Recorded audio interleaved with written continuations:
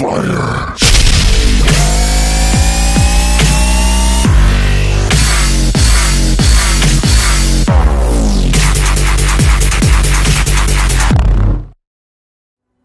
Hey, what's up guys, FlotownHockey here, and today I'm going to show you guys how to get the 4 Werewolf Rings of Power. Now you have to have 2 requirements met in order to start this quest. The first requirement is that you have to have the Dragonborn DLC, and the second is that you must be a werewolf.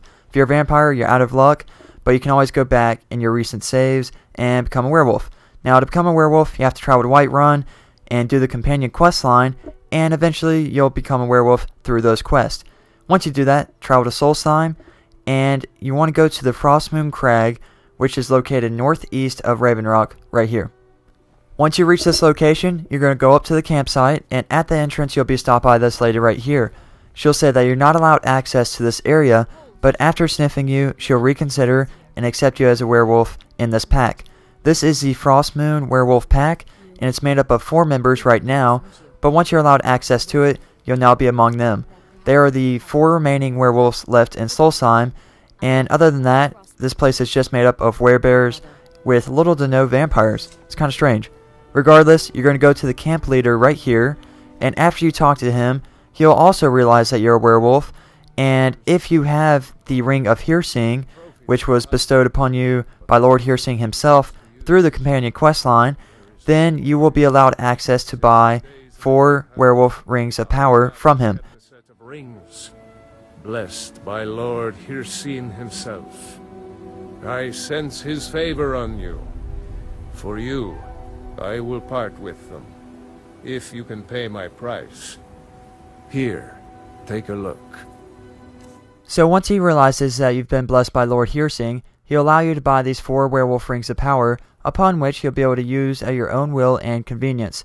The first ring that we're going to discuss is the Ring of Bloodlust, and this ring states that while you're in beast form, your attacks will do 50% more damage, but you will also take 50% more damage. So it'll make you really strong while you're attacking your enemies. However, the flip side is that you will be able to get hurt very easily. So with that said, if you're battling more than 4 or 5 enemies, I would strongly advise you not to use this ring. Although you can dish out 50% more damage to them, you also do take 50% more damage back in return. And that's not good when you're getting hit from every angle from a bow and arrow or from a shock spell off in the distance. It would just put you at a huge disadvantage against your enemies, so definitely use it against 3 or 4 of them at max and no more than that.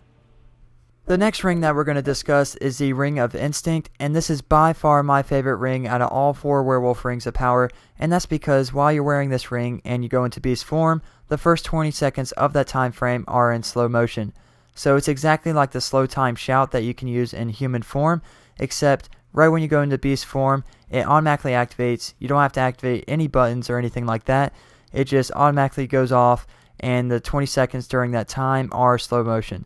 So it would be most effective to use this ring if you're going to battle a lot of enemies at one time, just because you can sneak up on them and kill all of them just before they have a chance to strike you back.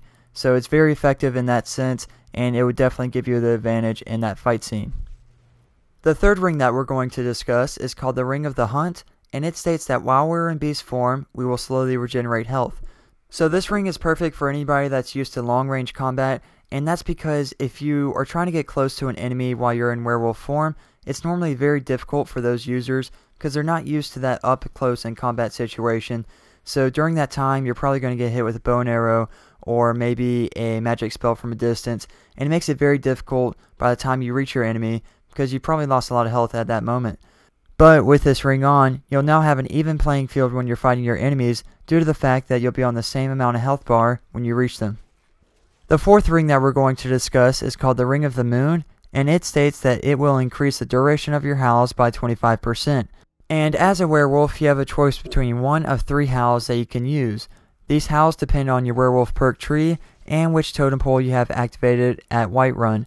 If you don't know about the totem poles and how they affect your howls and abilities as a werewolf, then just let me know in the comment section below and I'll give you guys a video tutorial on it. Regardless, the howl that I have activated right now allows me to summon 2 ice wolves by my side to help fight enemies, and this is probably the most effective howl to use with this ring due to the fact that the wolves help attack your enemies and they help shield you. So when your enemies come to attack you, they'll not only step in the way and block them, but they'll also do a little bit of damage at the same time. So it's a double win, and it helps out with the 25% extra duration of this ability. So it's very effective, and that's why I use it. Well, that's it, guys. I hope you guys enjoyed the video. Don't forget to rate, comment, and subscribe. Thanks for watching, and I'll see you guys next time. Peace.